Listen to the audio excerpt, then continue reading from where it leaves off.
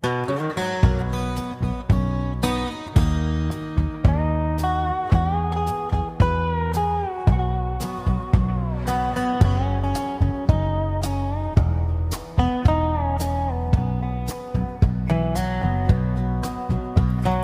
jong haka perte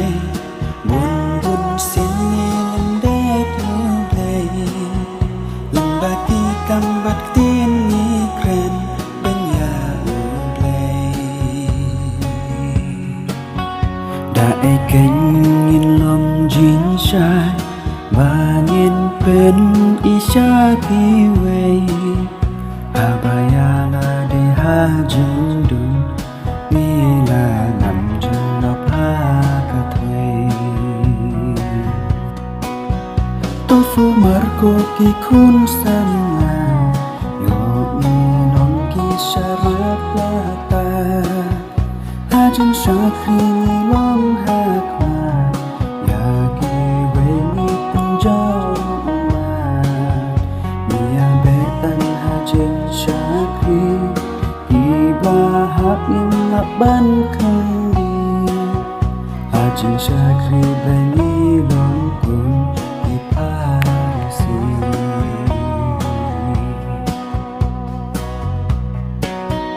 Kabalang te kanang yardo Kabanang ikis ni tipu Haki jintrai kan jingkan in kanang sunjo Kam perthei ki penya sot ha kam ule kum no ken te nhìn long jin shai ya ka perthei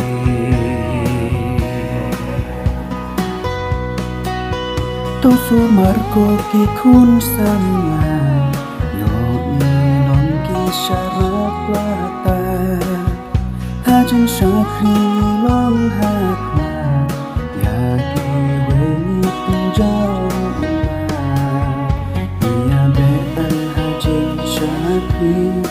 Gila hak yang ban kali Ajin syakri bani rumpun di parisi Dan shibun baki kun sama Ajin siu ki syate syaku Gila ngam hap deng ri klau ba Man sin kamu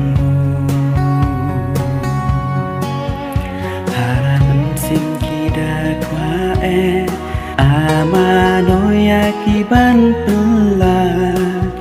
Gajin kun selain sin ngatran pangan noa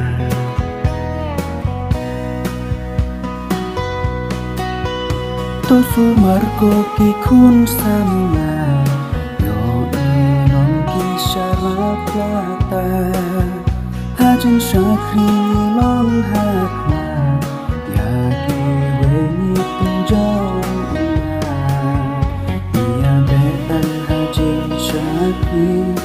Gila hak yang ban kali Ajin syakri bani rumpun di parisi Tukun sama jangka balang Domin long kamu ke partai Jengkermen ke balang hati ya kabai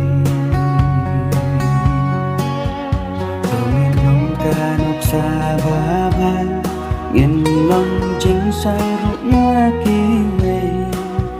Domin kuka dor uji sun Taka bertai